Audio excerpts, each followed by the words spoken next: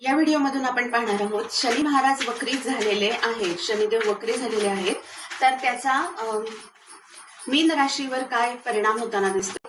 शनी महाराज वक्री झालेले आहेत त्यावेळेसची मीन राशीची ऊर्जा, मीन राशीवर होणारे परिणाम, मीन राशीच्या व्यक्तीने कोणती जबाबदारी घेतली, जबाबदारीने काय केलं पाहिजे, कशामध्ये काळजी घेतली पाहिजे, काय होतंय त्यांच्या बाबतीत, काय संदेश आहे, मीन राशीची काय ऊर्जा आहे.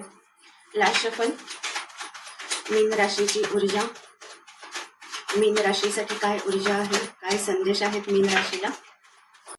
बॉटमला एस ऑफ वॉन्ड्स दाखवते की डामडौल आहे, ठीक आहे, सत्ता आहे, बऱ्यापैकी संपत्ती पण असण्याची शक्यता आहेच आहे, म्हणजे शक्यता नाहीये, एक थोडक्यात एक चांगली परिस्थिती. पण हा प्रकार असा असतो की ते एक दाखवणार एक असतात आणि जास्त करून सांगू का, त्याच्यामध्ये निगेटिव्ह ऊर्जा खूप जास्त आहे.